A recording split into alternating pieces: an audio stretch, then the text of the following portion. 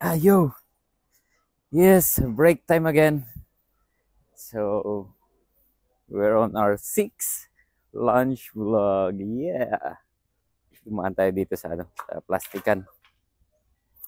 And then di muna tayo pupunta kay ano, kay Nanay Josephine. Dito muna tayo, maiba din. Munggos ako kaninang umaga.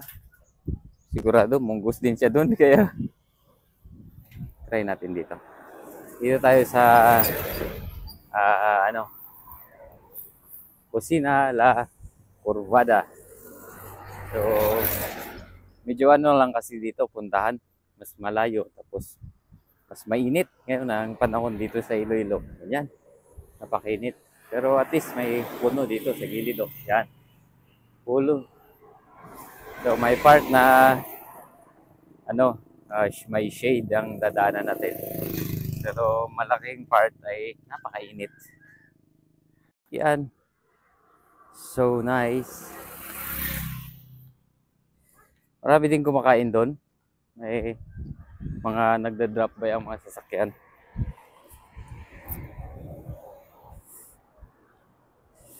Yan. So ito nga yung circumferential road. Circumferential road. Wala tayong marami talaga tayong kulang kapag vlog natin. Ako po.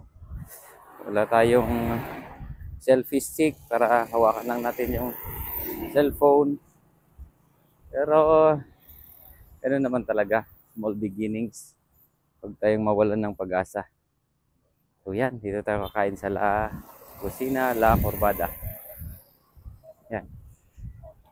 Okay. So, let's go. Ingat lang tayo sa pagtatawid. Medyo mabilis na dito yung sasakyan. Yan. So, wait lang muna. Merong taxi. Tara, let's go.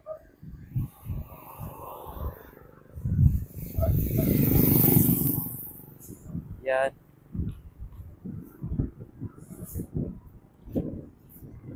Okay. All right. Yep. Kaya na lang. Walang sabaw. Piraso. Tan Bisaya.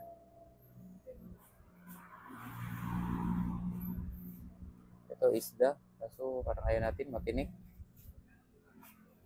Ano bang nito? Ano yun, sir? Torta na corned beef. Torta na corned beef.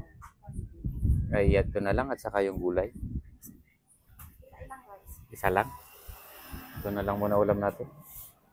Saka gulay. Yan.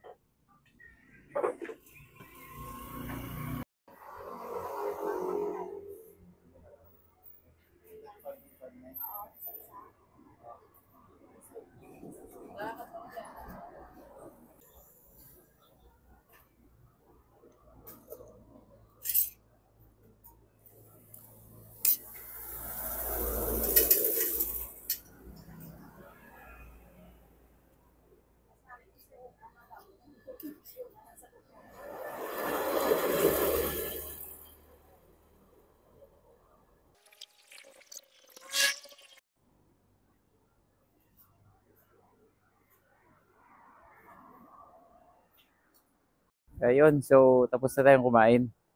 Bago tayo babalik sa warehouse, dito muna tayo sa kalsada, nagpapahangin. Masarap kasi dito. Ito may puno ng akasya. So masarap mag-chill. Mag-chill muna dito. Mahangin din. Oh, at least nakakaano ng mga natin. Laging puro computer yung karap natin.